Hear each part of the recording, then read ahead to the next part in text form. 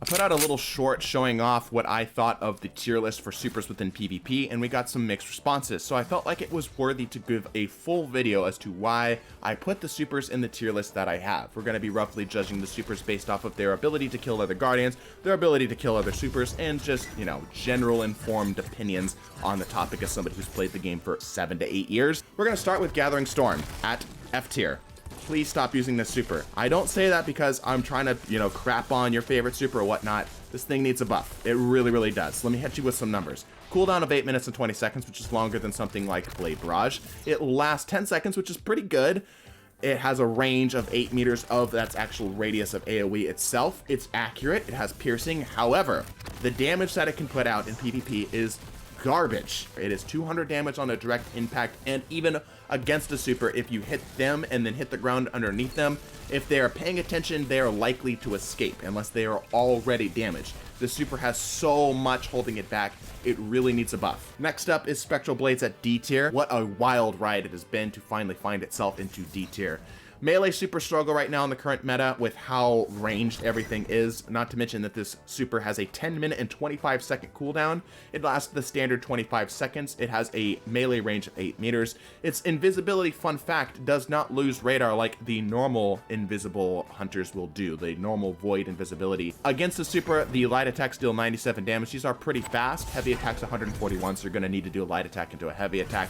However, that is pretty damn slow even still. It does get a ramping speed to its swing as you're dealing damage, so you can do something against a bubble, which is relatively solid, but it does have a lower overall damage resilience, which means that you can get shot in the head with an adaptive frame sniper or, you know, other sort of break points that'll allow you to get cleaned up. Behemoth. I came into this video with the mindset that Behemoth was going to be F tier. I have since changed my mind. Behemoth is D tier. Why? 9 minutes, 16 second cooldown, standard 25 second last, 18 meters worth of range on its slam. It is obviously AoE with that little chicken foot that it puts out with the 6 stasis crystals. It will freeze through any type of blocking anything, and when you do freeze and then shatter, it is a lot of damage, guaranteeing a kill against almost any situation outside of maybe a bubble. But at that point, if you've got a frozen bubble, you can just kind of like gently push them outside the bubble and kill them. This is an anti-super super. Again, I wanted to put this in F tier, but as the more information I got about it, the more I realized that this is like a tech super. It's meant to counter roaming supers. Blade Barrage I'm putting in C tier, 7 minute 35 second cooldown. Each blade deals 118-ish damage against a super. There's a lot of damage that this thing does. Obviously, if it's going to be able to blow up a bubble, it's going to be able to kill anything on the other side. It has tracking. This arguably could be higher in something like Trials of Osiris, where early supers, especially early shutdown supers, can help you win a game. But I'm obviously trying to take this in a broader scope of both 6v6 and 3v3. Definitely could argue this being higher. Silence and Squall, I think, gets a little bit of crap for being a bad super, but honestly, it's pretty solid. 7 minute 35 second cooldown initial on a super. Initial freeze damage is 100 with a direct impact, followed by a shatter damage of roughly 400. The Squall itself will last 14 seconds or 16 seconds with the Whisper of Endurance. It is escapable, yes, but it's still pretty lethal. Deadfall, I'm putting in C tier. Long-term zone denial, but it is annoyingly slow. This thing you have to premeditate. It has a 7 minute 35 second cooldown. The initial impact against the super is 72 damage, which is pitiful, but it will take them out of their super, and it will last for 12 seconds while it suppresses them, slows them, weakens them, marks them, and gives them the good suck in case they weren't already inside of the middle of the super. And it will wait for prey, so, you know, there's a lot that this has going for it. It's the anti-super super. The biggest threat to this thing, honestly, is just normal-ass guardians. Quiver, it is actually able to kill a guardian who is in their super, but it has a longer cooldown to trade off for that, 8 minutes and 20 seconds. It'll last 6 seconds for each volley, so you can spread those out. Dawn Blade, I'm putting in C tier. It's a great super, albeit slightly inconsistent, and it has an extremely long cooldown of 10 minutes and 25 seconds. Against a super, the actual blades itself will deal 150 damage, meaning you'll have to take 2 in order to kill a guardian in their super, but it is pretty speedy, and that's the big thing that you're trading off for this, is that you can be very airborne, very hard to hit, and if you're using something like Strafe Glide, rather than doing a normal burst glide, you can be pretty damn fast, as the tech that you're seeing on screen here. Sentinel, I'm putting in B tier. People need to use the block more. This is probably the most finessed super in the game, and people do not use it. Guardians need to understand how interesting the guard itself can be and the 1-2-3 combo can be.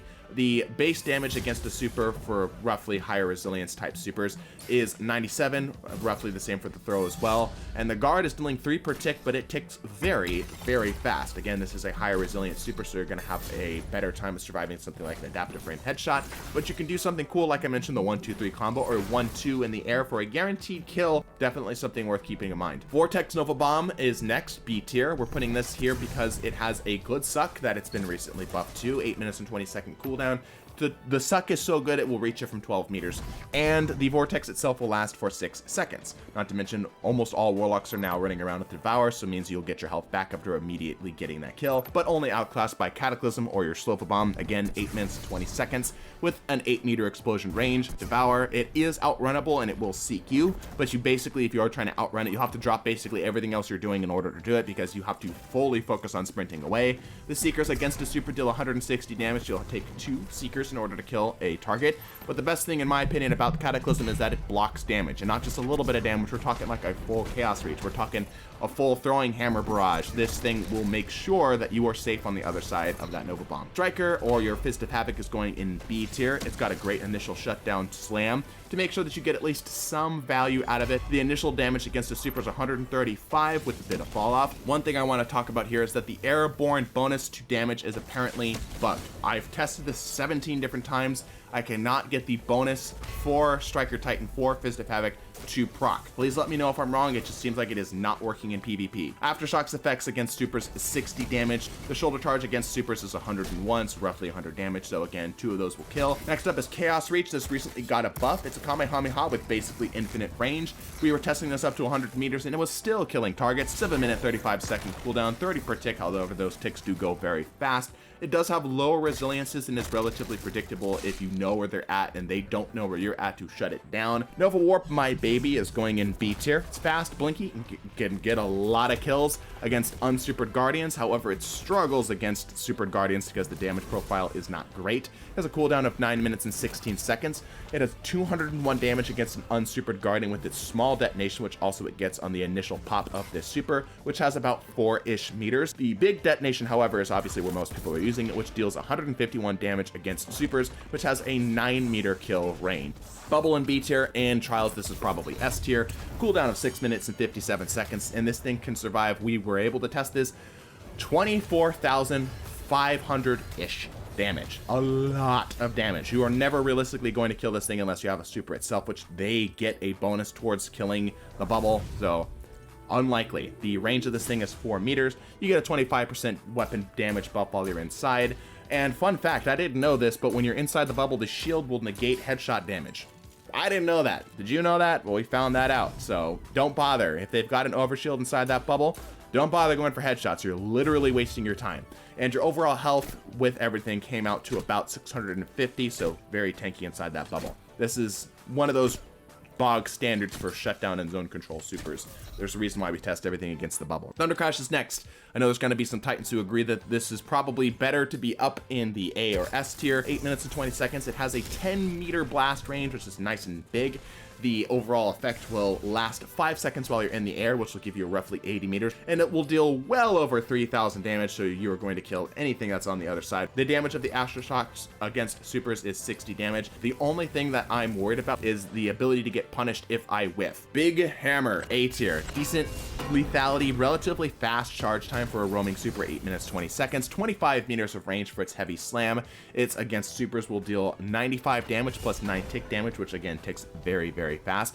The little spin to wind will deal 38 damage, so it's going to take a few of those and actually to put something down, but you can stack it with things like Roaring Flames, not to mention if you get kills and you're using Soul Invictus, you can get Sunspots, great for survivability. Stormcaller is a hybrid mix between a roaming and a shutdown super, however it's held back by its low survivability, so we're putting it in A tier. 9 minutes and 16 second cooldown. Landfall will deal 151 damage on a normal Guardian, so if you land all 5, if you're directly over the top of an enemy super, and you landfall, it will guarantee a kill. You have Blink, you have your Tickle Fingers, which can actually wind up, and it has roughly 12 meters. This is a really good super, but the only problem that it has is it's relatively short, and again, no survivability. Hammers, the throwing hammers, is A tier, 10 minutes and 25 seconds on the cooldown, well over 200 damage with just one hammer throw against a super, so obviously that's going to be able to kill a guardian no problem.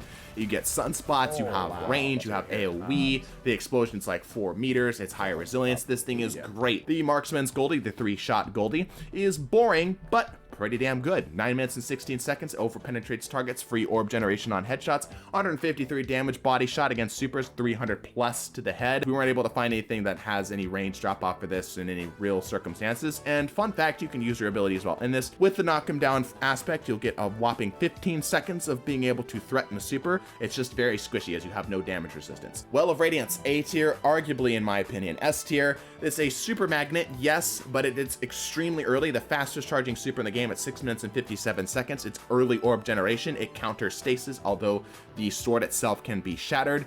This thing is a tempo super at its absolute core. The scorch damage that you can get if you do slam it directly on top of somebody is 60, so there's ways to do some combos with that. 150 damage on that slam as well. You get, just like the bubble, a 25% increase in your weapons. The actual well sword itself has 800 health, so significantly less than bubble, but most people aren't going to be able to deal with that because you're going to be shooting at them. It's really solid. We're moving into the S tier though. This is the best of the best, the cream of the crop. We're starting with Deadshot, the 6-shot Goldie. This thing is a clip farmer.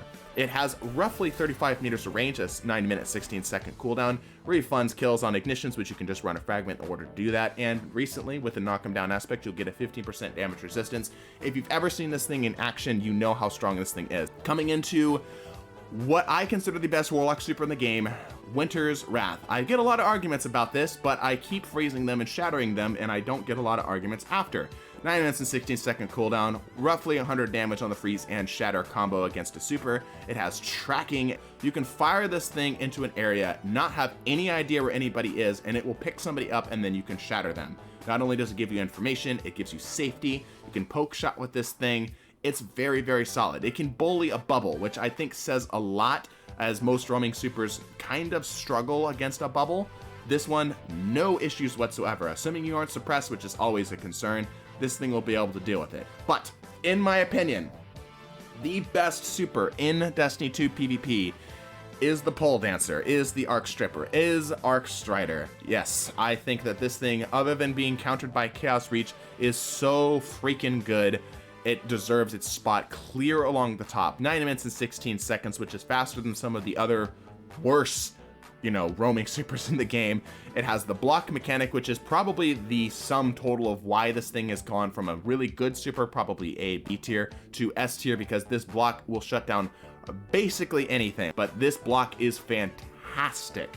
The light attacks will deal 97 damage, so it will take 3 hits to kill. Heavy attacks 141, something similar that we saw with the Sentinel. However, this one has a 1-2-3 hit combo, which will deal like 700 damage if you hit that last shot. All you need to do is light attack, heavy attack, and that little wrist rocket that you fire out will nuke anything on the other side. Please, just don't pick Gathering Storm. That's the only takeaway I hope you get from this video, from this whole like 19 minutes of talk.